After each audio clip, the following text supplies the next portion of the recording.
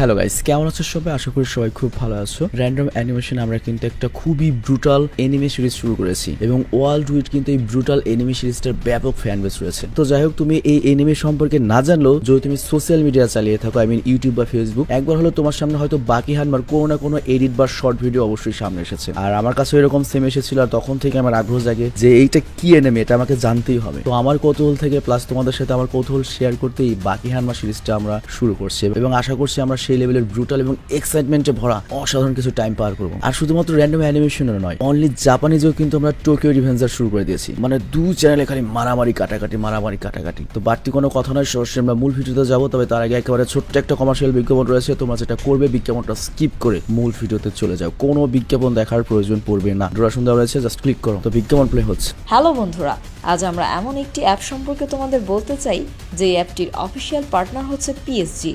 আর এখানে অনেকগুলো ম্যাচ খেলে ল্যাপটপ, আইফোন, স্মার্ট ওয়াচ ও আরও অনেক ক্যাশ প্রাইজ জেতার সুযোগ রয়েছে। আর এই অ্যাপটিতে সকল ধরনের লাইভ ম্যাচের রেজাল্ট দেখতে পারবে এবং এই ম্যাচের স্কোর অনুমান করে গেমও খেলতে পারবে। যেমন কোন টিম জিতবে, কোন টিম কত রান করবে, কে সর্বোচ্চ স্কোর করবে। এছাড়া বিভিন্ন ধরনের গেম রয়েছে, সেগুলো খেলেও ইনকাম করতে পারো।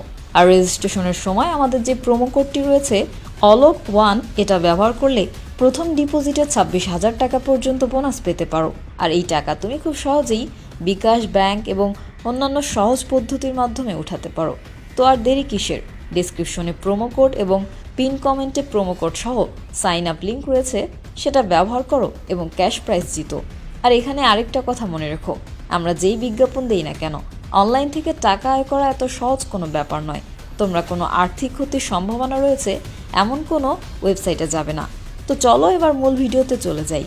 তো বিজ্ঞাপন শেষে আমরা মূল ভিডিওতে চলে আসলাম। তো বাকি হানমার ফার্স্ট এপিসোডে কিন্তু আমরা দেখেছিলাম যে পুরো দুনিয়ার বিভিন্ন জায়গা থেকে সব ডেঞ্জারাস দুর্ধর্ষ মার্শাল আর্ট এবং মনে করো এবং ফাইটিং স্কিলওয়ালা ক্রিমিনালরা কিন্তু সব টোকিওতে আসছে। এবং টোকিওতে আমাদের অলরেডি বাকি হানমাকে দেখানো হয়েছে, যার নামে পুরো সিরিজটি, মানে মেইন হিরো আমাদের এই বাকি হানমা। এবং বাকি হানমাকে জিজ্ঞেস করেছিল ওই বুইড়া বেটায় যে তোমার কি মনে হয় ওরা কেন টোকিও আসছে, তুমি কি বুঝতে পেরেছো? তো এরকম একটা ইন্টেন্স দিয়ে ফার্স্ট এপিসোড শেষ হয়, আর সেখান থেকে সেকেন্ড এপিসোডটা শুরু হয়। তো সেকেন্ড এপিসোডে ওই বুড়া বেটা, যার নাম হচ্ছে টোকুগাওয়া, সে বলে সিনক্রনিসিটি, যেটা হচ্ছে সবচেয়ে দুর্ধর্ষ এবং ডেঞ্জারাস একটা জায়গা, যেখানে মুখের কথা চলে না, চলে হচ্ছে লড়াই। আর তুমি দেখতে পাচ্ছ 5 জনের 5 জন কয়েদি সবাই একই মেসেজ রেখে এসেছে যে তারা টোকিও আসছে এবং সবাই টোকিও এসে হারের স্বাদ নিতে চায়। বাকি তুমি কি বুঝতে পারছো এর মানে কি? তো বাকি তখন বলে ওরা কি জাস্ট এখানে পালিয়ে থাকার জন্য এসেছে যাতে জেল থেকে বাঁচতে পারে? তো ওই বুড়া তখন আবারও বলে তুমি বুঝতে পারছো না, এরা পৃথিবীর সবচেয়ে ভয়ঙ্কর কয়েদি, পৃথিবীর সবচেয়ে ডেঞ্জারাস জেল থেকে পালিয়ে তারা এখানে আসছে শুধুমাত্র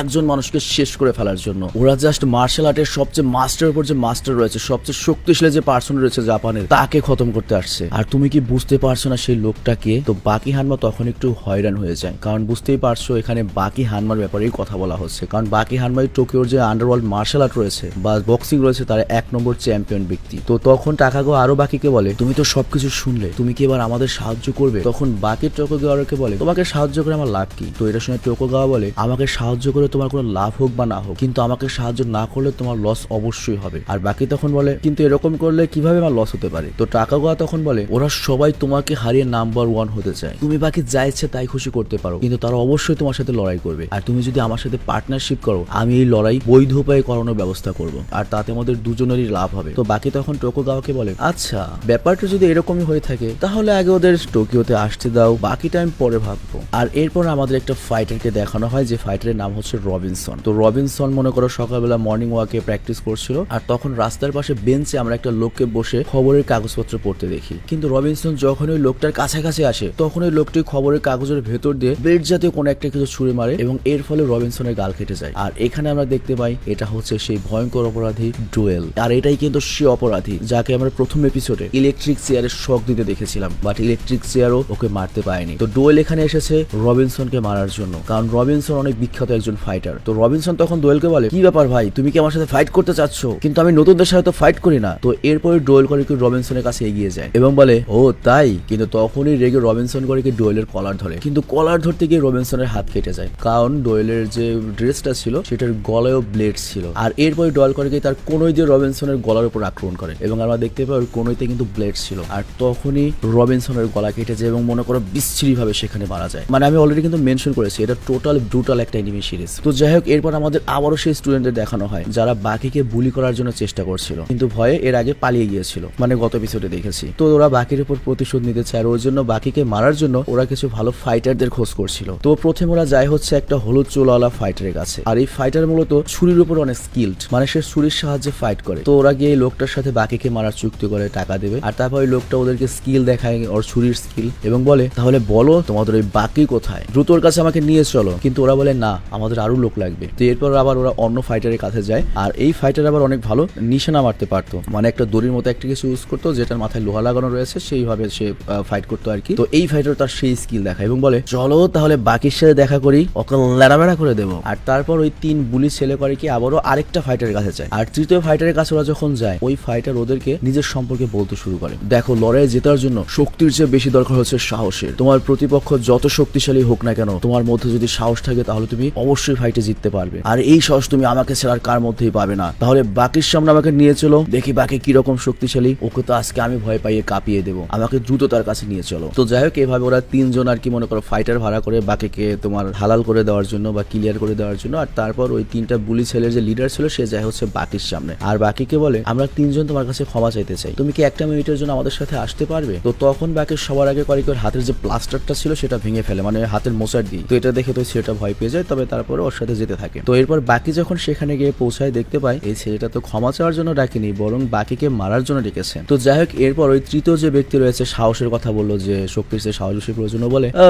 এটাই বাকি, ওকে দেখে তো দুধের শিশু মনে হচ্ছে, তোকে তো আমি নিজেই একা লেটা ফেটা করে দিতে পারবো। কিন্তু তখন দেখা যায় ওই বুলির যে হেড ছিল ও করে কি বন্দুক বের করে ভয়ে, এবং ওই বুলি বন্দুক বের করে বলে বাকি তুমি হাঁটু করে বসে যাও আমার সামনে। কিন্তু তখন ওই 3 জন যে ফাইটার এসেছে তাদের মধ্যে থেকে একজন ফাইটার করে পিস্তলটা নামিয়ে দেয়। ওই সাহসী ব্যক্তি বলে দেখো পিস্তলের কোনো দরকার নেই, আমি জানি না আজকালকার মানুষ কিসের জন্য হাতে মারামারি করার মজা নেয় না। আর এরপর ওই লোকটা করে কি ওর প্যান্টের ভেতর থেকে একটা তরোয়াল বের করে। তো ওই লোকটা যখন এগিয়ে আসতে লাগে তখন আমাদের বাকি ভাবে ও তাহলে আমাকে মারতে চায়, ওর জন্য মনে হয় আমার এই একটা আক্রমণই যথেষ্ট, মানে কল্পনা করছে। আর এরপর যখন ওই লোকটা এগিয়ে আসে কিন্তু বাকির চেহারার জায়গায় যখন তাকায় ও ভয় পেয়ে একবারে শক্ট হয়ে দাঁড়িয়ে যায়। আর তখন বাকি বলে তুমি কি এখনো লড়াইয়ের জন্য প্রস্তুত নাও? তোমার সাহসের কি হলো? ও তুমি কি তোমার মুখটা ভাঙতে দেখতে যাচ্ছ না? আর আমরা দেখি বাকির চেহারা দেখেই ওই লোকটির ঘাম ছুটে যায় টোটাল। আর তখনই দ্বিতীয় যে ব্যক্তিটা ছিল, মানে ওই যে দড়ির মাথায় একটা লোহা লাগানো, সেটা দিয়ে বাকির উপর আক্রমণ করে। বাট বাকি বুঝতে হবে টু ফাস্ট, মুহূর্তের মধ্যে ওটা ধরে ফেলে। আর এরপর বাকি বলে বা তোমার কি মনে হচ্ছে তুমি তোমার এই খেলনা দিয়ে আমাকে হারাতে পারবে? আর তোমরা কি খেলতে এসেছো? আচ্ছা চলো আমরা কিছুক্ষণ খেলি। তো এই কথা শুনে ওই সেকেন্ড যে ফাইটার ছিল মারাত্মক খেপে যায় এবং বাকির উপর মনে করে যতভাবে অ্যাকশন করা যায় অ্যাকশন করতে থাকে। বাট বাকি এত বেশি ফাস্ট যে একবার টাচও করতে পারে না। আর তারপর চোখের পলকে একবারে সামনে এসে ওই দড়ি দিয়ে বা ওই অস্ত্র দিয়ে ওকে আস্তে করে টোকা দিয়ে হারিয়ে দেয় এবং বুঝিয়ে দেয় যে তোর অবস্থান কোথায়। আর এটা যখন ওই বুলির হেড দেখে ও বলে ভাই এটা কি ভাই, এটা তো মনস্টার। আর তারপর প্রথম যে ফাইটার ছিল চশমাপালা ছুরিওয়ালা, ওকে তো মনে করো সেকেন্ডের পলকে শেষ করে দেয়। আর এখানে লক্ষ্য ফার্স্ট যে ফাইটার রয়েছে ও কিন্তু চোখের পলকে ওর ছুরি গায়েব করে ফেলতে পারে, বা ছুরি তো খুব এক্সপার্ট। বাট বাকি এত বেশি ফাস্ট যে ওর হাত থেকে কখন বাকি ছুরি নিয়ে গিয়েছে বলতেও পারে না। আর এরপর বাকি করে কি ওই স্টুডেন্টদের যে হেড রয়েছে, আই মিন বুলির হেড, তার দিকে একবার টিটকারের দিকে তাকায়। বাট এটা দেখে ওর অনেক মাইন্ডে লাগে এবং আবারও বন্দুক বের করে ফেলে। তো বাকিকে যখন গান পয়েন্ট করে তখন বাকি তো ভয় পেয়ে যায়। তো তখন ওই স্টুডেন্টটা বলে ও টাইট হয়ে গিয়েছে। কিন্তু আমরা দেখি বাকি কিন্তু ওই স্টুডেন্টের হাতে পিস্তল দেখে মানে শক্ট হয়ে যায়নি, ওই স্টুডেন্টের পিছনে আরো ভয়ঙ্কর বিশাল দানবের মতো একটা ফাইটার দাঁড়িয়ে রয়েছে। আর এরপর সিন শিফট হয়ে আমাদের জাপানের যে পুলিশ হেডকোয়ার্টার সেখানে দেখানো হয় এবং ওখানে এই 5 জন ভয়ঙ্কর কয়েদি সম্পর্কে ব্রিফ করা হচ্ছিল। তো এখানে যে 5 জন ভয়ঙ্কর কয়েদি, যেমন মিস্টার ডোরিয়ান যে ওই গত বছর ফাঁসির মঞ্চ থেকে পালালো, মিস্টার সিকোরস্কি মানে ওই রাশিয়ান কয়েদি,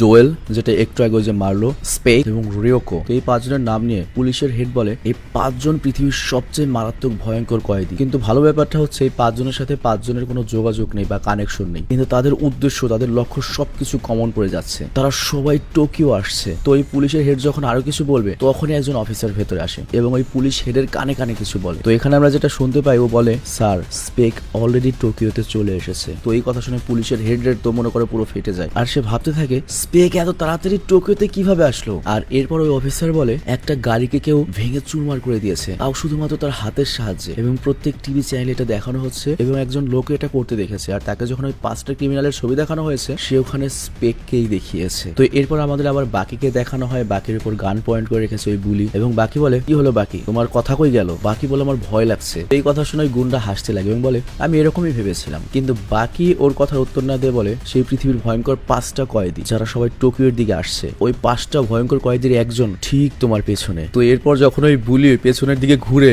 সেই বিশাল আকার এই কয়েদিকে দেখে মনে করো যে ওর পায়ের নিচের জমি একেবারে নাই হয়ে যায়। তো এরপর ওই বুলি করে কি ওই স্পেকের উপর গান তাক করে, কিন্তু স্পেক তখন বলে ওই পিস্তলটা আমাকে দিয়ে দাও, এরকম খেলনা জিনিস আমাকে কষ্ট দিতে পারে না, তুমি কি বুঝতে পারোনি? তো ওই গুন্ডা তখন এত ভয় পেয়ে যায় যে পিস্তলটা স্পেককে দিয়ে দেয়। আর তারপর পিস্তলটা নিয়ে স্পেক এমন একটা কাজ করে ভাই, গালের মধ্যে ডাইরেক্ট শুট করে দেয়, এপাশ দোপাশ বুলেট বেরিয়ে যায়, কিন্তু স্পেকের কিচ্ছু হয় না। ভাই এগুলোকে কি মনস্টার দেখিয়েছে নাকি ভাই? এবং সবগুলো গুলি শেষ করে দেয়। তো এটা দেখে বাকি তো মনে করে পুরো 28 হয়ে যায়, সাথে আমরা 29 হয়ে যাই। আর এই দৃশ্য দেখে ওই যে গুন্ডা ছিল ও প্যান্ট ধরে হিসু করে দেয় ভাই। আর এরপর স্পেক বাকির সাথে কথা বলতে থাকে। আমি শুনলাম দুনিয়ার নাকি সবচেয়ে শক্তিশালী পার্সন এই টোকিওতে বসবাস করে, সে নাকি কুমফুতে মাস্টারদের মাস্টার, আর সে কি আমার সামনে দাঁড়িয়ে রয়েছে? তাহলে সে কি 17 বছর বয়সে একটা বাচ্চা মাত্র, আর তার নাম কি বাকি হানমা? আর এরপর স্পেক বলে আচ্ছা তুমি যদি আমাকে হারাতে পারো তাহলে আমার সাথে হাতটা মেলাও। আর এরপর বাকি যখনই স্পেকের সাথে হাত মিলাতে যায় তখনই হাতটা খুলে যায়। তো এখানে আমরা সবাই শকড হয়ে যাই যে অ্যাকচুয়ালি স্পেক করেছে কি আরেকজনের হাত মনে করে যে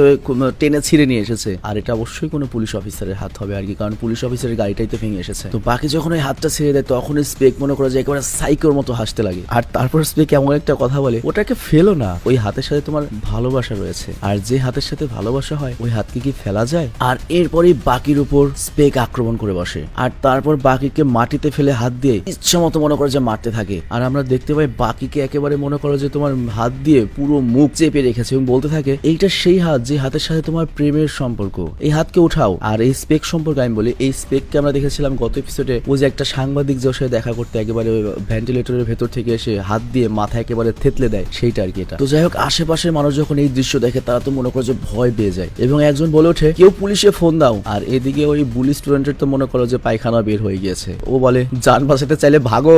আর এরপর স্পেক তো মনে করো বাকিকে মারতেই থাকে, কিন্তু তখনই কিছুক্ষণের মধ্যে অনেকগুলো পুলিশের গাড়ি চলে আসে। আর আমরা এখানে অবাক হয়ে দেখতে পাই যখন পুলিশরা আসে স্পেক লাগে যেন স্বেচ্ছায় একেবারে মনে করে হ্যান্ডকাপ করে নেয়। আর তারপর পুলিশরা যখন ওই কাটা হাতটা দেখে তারা বলে এই হাত দেখে তো মনে হচ্ছে এটা অফিসার কেনেডিসের হাত, মানে পুলিশ অফিসারের হাত ওটা ভাই। তো এটা শুনে বাকি মনে করে যে আরো হয়রান হয়ে যায়। আর এদিকে স্পেকও তার হ্যান্ডকাপটা আবার ভেঙে ফেলে। আর তারপর বাকির কাছে এসে বলে বাকি হানমা, আজকে জাস্ট তোমাকে আমি আমার ব্যাপারে বলতে এসেছিলাম, আর আমাদের খুব শীঘ্রই আবার দেখা হবে, খুব শীঘ্রই। আর তারপর হাত এগিয়ে দিয়ে বলে নাও এবার আমার আসল হাত তোমাকে এগিয়ে দিয়েছি। তো বাকিও হাত এগিয়ে দেয়। আর তখন স্পেক বলে আমাকে নিরাশ করো না, অনেক কষ্ট করে অনেক আশা নিয়ে তোমার সামনে এসেছি, মানে বুঝতেই পারছো যে বাকি ভালো ফাইট দিও। আর চোখের পলকে আবারও বাকির চেহারায় দ্বিতীয় লাথিটা মেরে দেয় ভাই। আর যাওয়ার সময় বলতে লাগে আবার দেখা হবে। তো বাকির এই মার খাওয়া দেখে আমার থরফিনের কথা মনে পড়ে গেল। তো যাই হোক, আর এরপর একটা হোটেল রুমে আমাদের এই পৃথিবীর সবচেয়ে শক্তিশালী পার্সনকে দেখানো হয়, এবং যে টিভিতে এক্সারসাইজ করতে করতে ওই 5 জন কয়েদি যে পালিয়েছে ওদের পালানোর খবরটা দেখছিল। তো এখানে সে দেখতে পায় যে সবাই টোকিওতে যাচ্ছে। তো এটা দেখে সে অনেক খুশি হয়ে যায় এবং বলে বাহ মনে হয় মজা হবে। আর এরপর আমাদের এর নাম বলা হয়, যার নাম হচ্ছে ইউজিরো হানমা, এবং সে কে জানো? আমাদের বাকি হানমার বাবা মাইডি ইউজিরো হানমা। আর এখানে ইউজিরো সম্পর্কে আমরা যেটা জানতে পারি, সে এত বেশি শক্তিশালী যে কোনো অস্ত্র টস্ত্র ছাড়া আর্মির কয়েক স্কোয়াড্রনকে একাই মনে করে যে উড়িয়ে দিতে পারে, এবং পুরো দুনিয়া তাকে জানে, পুরো দুনিয়া তার ভয়ে থরথর করে কাঁপে। যত পলিটিশিয়ান রয়েছে, যত মার্শাল আর্টিস্ট রয়েছে, যত পুলিশ এফবিআই সবাই তার সম্পর্কে জানে, এবং সবাই ওকে দেখে ভয় পায়, মনে করে একটা আজরাইলো। আর এরপর আমাদের জাপানের একটা বাড়ির ভেতরের দৃশ্য দেখানো হয়, যেখানে আমরা দেখতে পাই 2 জন লোক একসাথে বসে রয়েছে। তো এখানে একজনের নাম হচ্ছে ইয়ানাগি, তাকে আমরা প্রথম এপিসোডে দেখেছিলাম। আর ইয়ানাগিকে কিন্তু আমরা দেখেছিলাম হচ্ছে ওই গ্লাসের মধ্যে যে ছিল সেইটা আর কি, বিষের যেইটা করে। তো যাই হোক, তার সাথে ছিল এখানে একজন জুজুৎসু সম্পাদক। আর এই লোকটার বয়স হচ্ছে 70। আর এই লোকটার যেহেতু উচ্চতা কম, সে শুধুমাত্র একটা জুজুৎসু বেশি ইউজ করতো, এবং সেই জুজুৎসুর সাহায্যে যে কোনো লম্বার ভারী মানুষকে তুলে আছাড় মারতে পারতো। তো যাই হোক, এখানে ইয়ানাগি ওই 70 বছর বয়স্ক লোকটাকে বলে তুমি বুড়ো হয়ে যাচ্ছ।